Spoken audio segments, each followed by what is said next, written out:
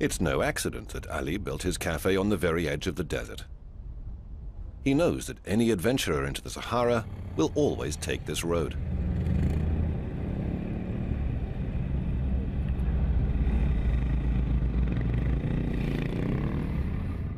Ali sells water, coffee and Coke, but trading has been slow today.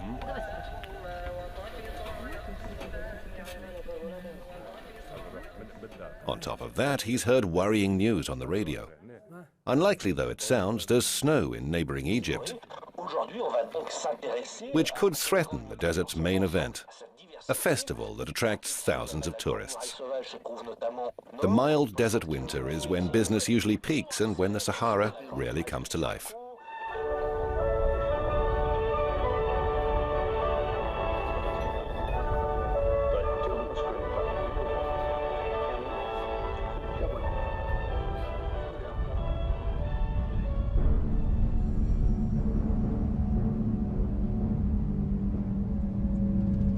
Tunisia, a small wedge-shaped slice in the north of perhaps the most famous desert on Earth.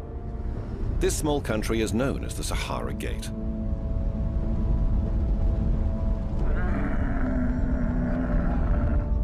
For 50 years, the annual desert festival has taken place here.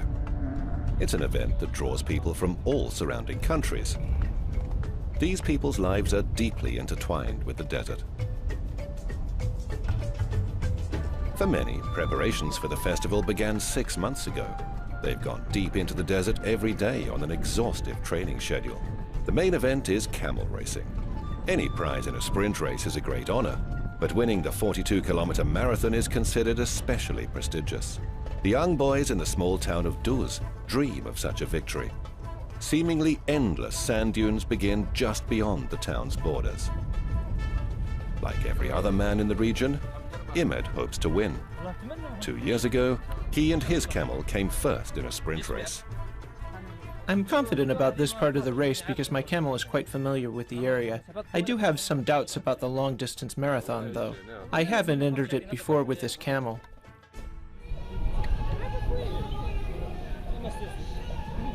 Because the festival only takes place once a year, Ahmed needs to make a living for himself and his camel. So he dons makeup and colorful national costume to pose as an exotic sultan for tourists, which is particularly popular with some women travelers. His camel, though, is less than impressed. He's a pedigree racer and only interested in entering competitions. He frequently and loudly expresses his disapproval. Omar's life is centered on his camels in the desert. I love this. This is in my life. This is in my car, and my heart.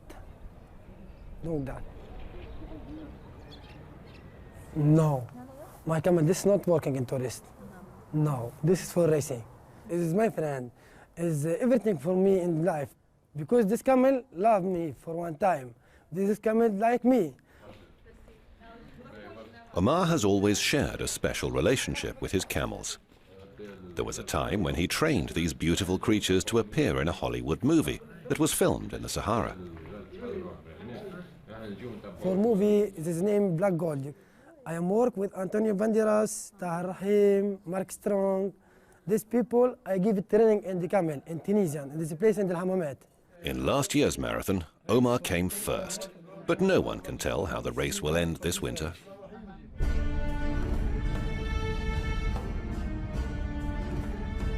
Many people are surprised to learn that it rains in the Sahara. The stereotypical image of the desert is one of endless sand, but there's more to the desert than that.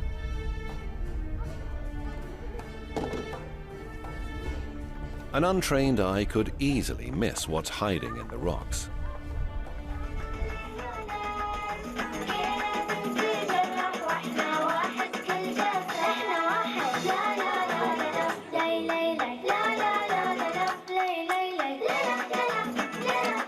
These people's ancestors, seeking shelter from enemies, began to live in caves. There's no one to hide from now, but cave dwellings are still widely used. They're warm in winter and cool in summer. And if you need more space, you can always hollow out another room. The big advantage, though, is that dwellings like this are cheap. This family used to have only one cave, but a few years ago, they occupied another. They have gas and electricity, modern furniture and bathrooms.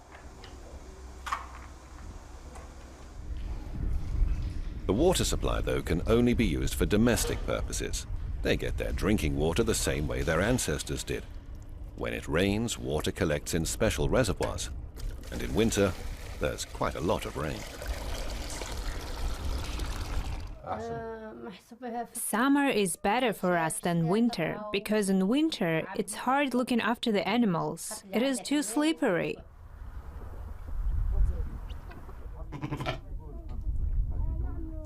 The next cave is for animals to live in. Zina is in charge of the whole household.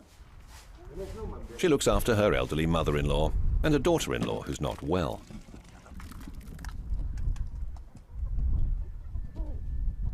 Desert life is more difficult for women, but the men don't have it easy either. We all have to do the agricultural jobs, and it's really hard.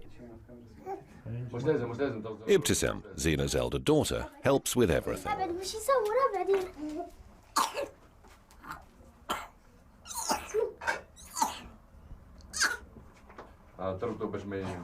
The Berber people are native to North Africa.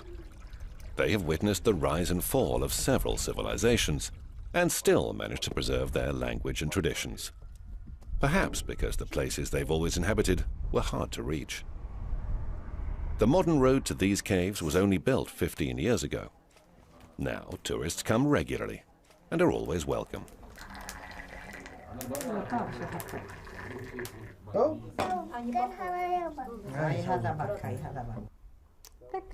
All days look the same to us because they're filled with problems and work.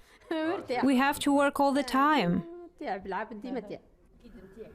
Zina has never visited the festival. She has no time for celebrations, although it's not much more than 100 kilometers along a good road from here. Zina will not go into the desert, but the Sahara may well be coming to Zina. The mighty desert is constantly expanding. Along the southern borders, it's growing at almost 50 kilometers per year. Zina's husband is among those who are trying to contain the advancing sand. To hold back the dunes at least a little, he builds fences from palm leaves.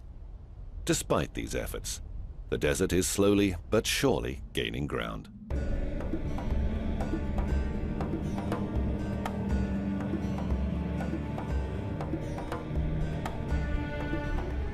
Every winter, Riyadh opens a unique desert camp, and not without good reason. It's open from October until March in the very heart of the Sahara. In the height of summer, the region is scorching, with air temperatures reaching 50 degrees Celsius, and the sand a staggering 80 degrees.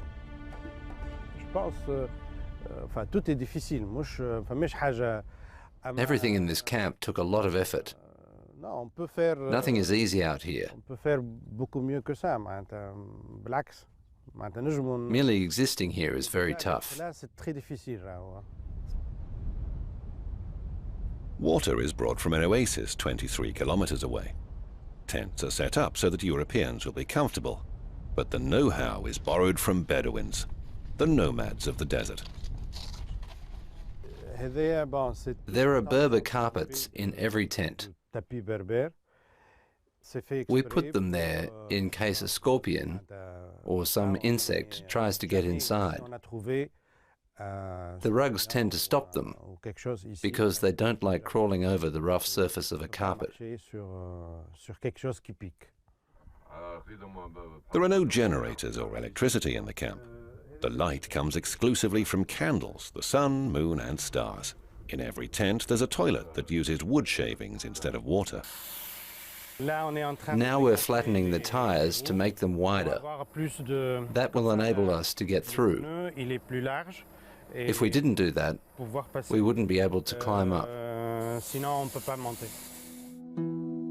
For many years, Riyadh used to take part in rallies, but then the desert took from him the most precious part of his life, his 10-year-old son.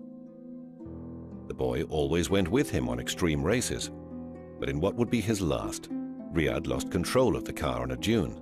The vehicle rolled upside down, killing the young passenger. Riyad hasn't entered a single race since. He found a place in the desert where the sand is a glorious pink, where sunsets and sunrises are exceptional. And that's where he created this unique camp, in memory of his child.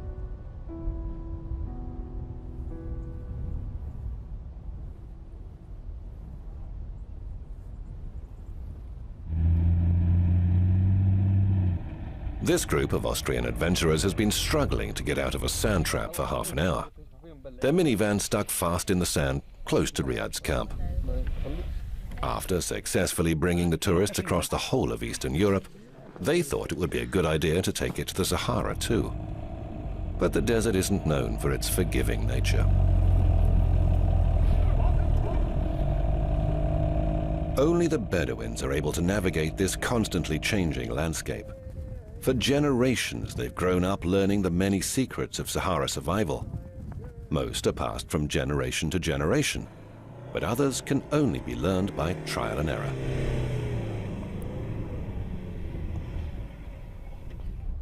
Of course, there's no mobile connection in the desert for hundreds of kilometers. But after climbing this mountain and rounding this rock, travelers find an unusual kind of telephone booth where they can call home, perhaps for the latest news about the festival.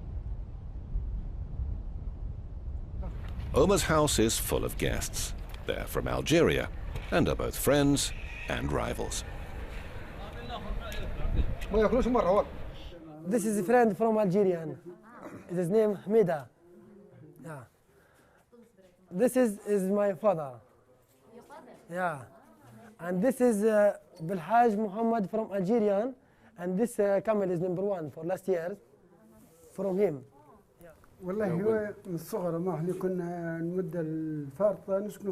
We've lived in the desert since childhood, in the village of Ksailan. Most of the people there breed camels. Omar has been working with them since he was a child. You could say Bedouin life, the desert and camels are in his blood. This is camel for my friend Algerian. This #1 for all marathon. People French, Tunisian, Algerian. This is #1. Yeah. And this one? This is the new camel in this year. This is for last year's and come for this year's. This is new and this is new. Everything is new camel in Algeria. This is #1. My camel is #1 from Tunisia. This festival is very hard race. I don't know who can come #1 or #2. The festival begins tomorrow. There will be sprint racing on the first day and then the day of the marathon, the major competition that everyone wants to win.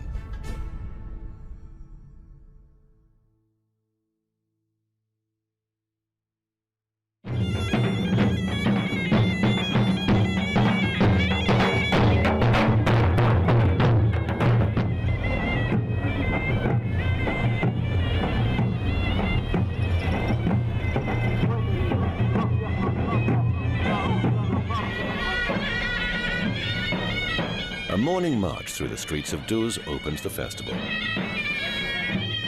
Imed poses for tourists to take photographs.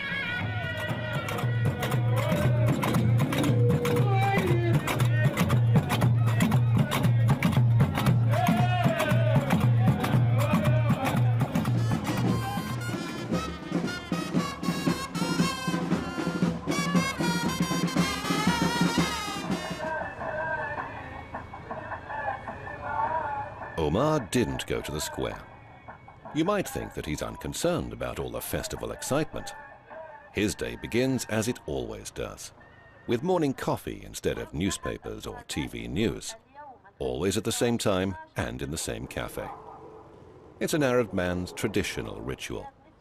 They'll discuss the future, horses and camels. Today, though, brings a new topic for conversation. The eagerly anticipated sprint races take place after lunch.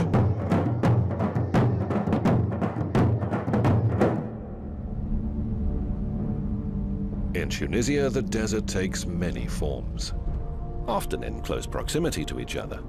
This one is among the most desolate and unforgiving. a dry salt lake, where the combination of salt and sand allows no chance for any living creature. In this salt valley, a mirage is easily mistaken for reality.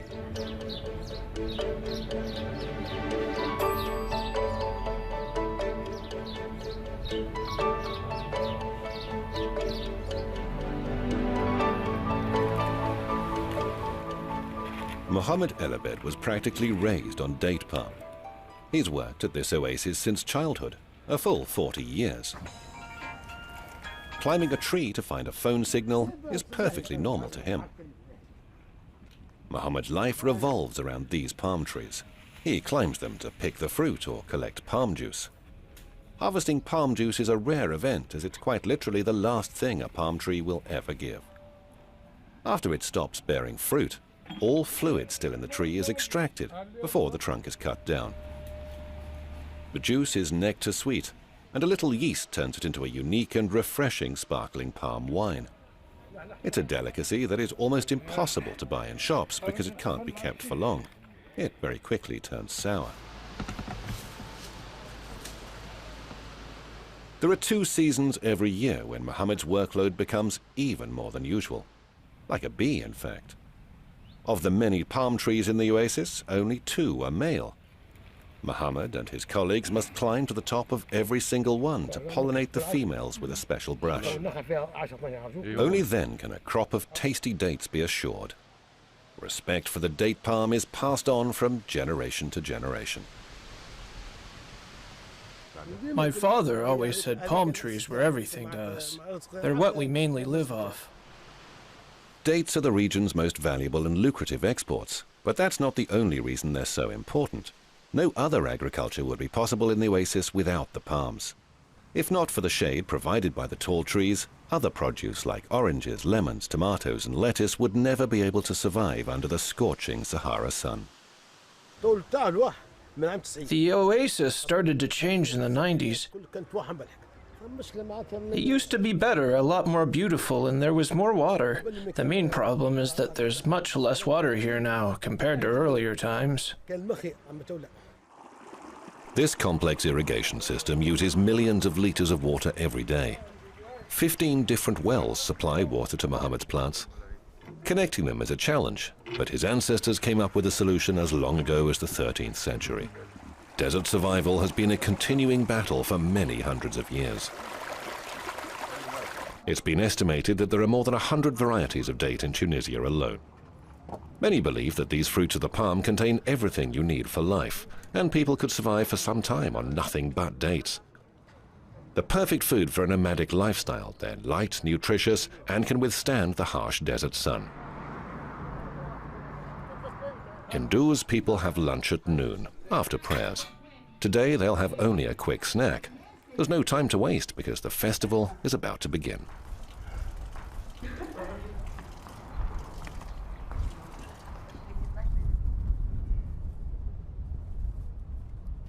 Racing camels are fed a special diet including wild millet, grass, and even olive oil. On the morning before the race, the camels will be treated to a little water, an apple, and an orange. Oranges are thought to be particularly good for camels, although strangely, the animals don't seem to like them. It's no easy task to stop a camel spitting out unwanted fruit.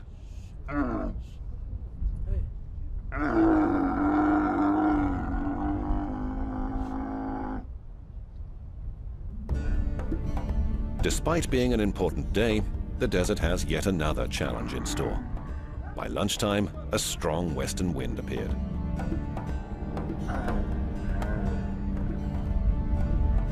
Desert winds can be extremely powerful, sometimes reaching speeds of 100 kilometers per hour. A sandstorm can appear from nowhere in a matter of minutes, strong enough to knock you over. The wind blows sand into your lungs, and it's almost impossible to see anything at all.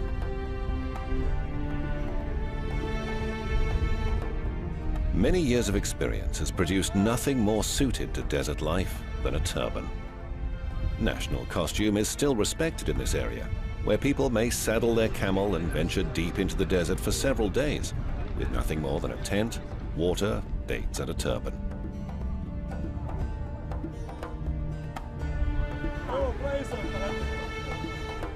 Perhaps they're being called by their ancestors, or it's the lure of the desert itself. Maybe it's just a passion for the nomadic desert life. Just like centuries ago, they shelter from the wind behind their camels, and just like their ancestors, treat these graceful animals with respect. Despite being known as Camel Day, horses and dogs also play a part. But camels will always be the main attraction. It's an event that has been running in Tunisia for almost 50 years. There are visitors and participants from far and wide: Algeria, Libya, Oman, Saudi Arabia. The winner of the 42-kilometer marathon will receive a cash prize, but money's not the real motive here. Winning races, especially the marathon, is a matter of honor and prestige. Omar was last year's winner. Maybe I am not his number one today. Maybe I am his number two, I am number three, and number four. I don't know. This is, oh my God. Maybe another time as I am number one. Yeah. In my heart, this. This is very fast. This is have, now is have not good feeling. Means after, I don't know. Everyone's ready for festivities to begin, but there's a delay. The country's president is expected at the festival. He's traveling from the capital to be here in his original hometown. At last, the head of state arrives, and the festival can get underway.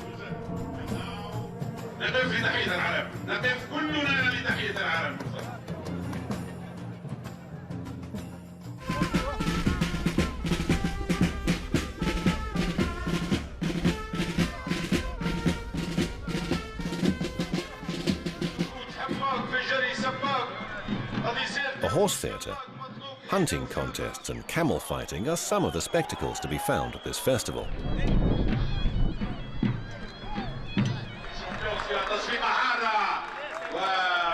Fighting is only possible in winter. During the summer mating season, male camels become particularly aggressive. They'll fight for the females, and without human intervention to pull them apart, it might not end until one of the beasts is killed. Today's main event is a 1,800-meter sprint. The riders urge their camels to gallop as fast as they can.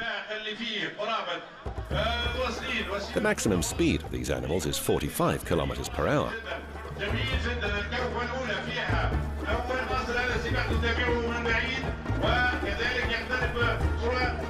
The first camel crosses the finish line in a few minutes. The second, and then the third. Omar is not among the winners. Something's gone wrong. I out for racing. I stopped there. You out? Yeah. Why? Because it's having horses. Horses come and out and enter for the wood and the camel. And my camel is scared. Omar's camel also seems a little upset.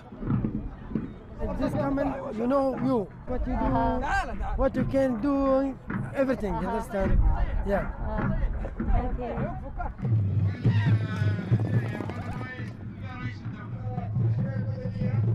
Tomorrow sees the festival highlight, the Desert Marathon, the race in which Omar was last year's winner.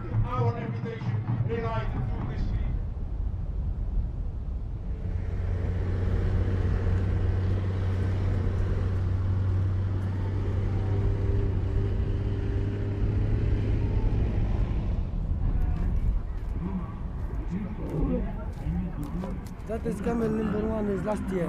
That camel. Look, that camel there. This is number one for last year. Today, I don't know.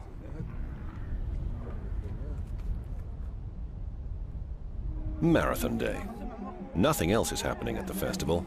Everyone is focused on this key race. There were 46 runners last year, now there are 28, but competition will still be intense. Many of the riders are former champions who know the taste of victory. Imad has never won the marathon, but his camel is ready for action.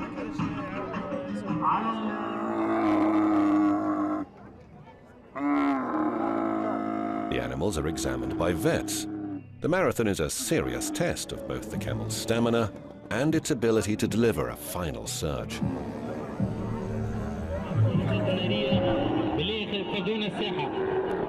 It's not uncommon for a camel to be so tired by the end of the long-distance race that the rider has to dismount and lead the beast of burden by hand.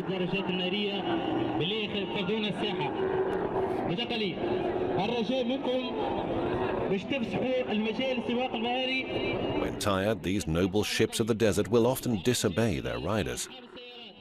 When the race begins, they conserve energy. They still have 3 hours of desert ahead of them.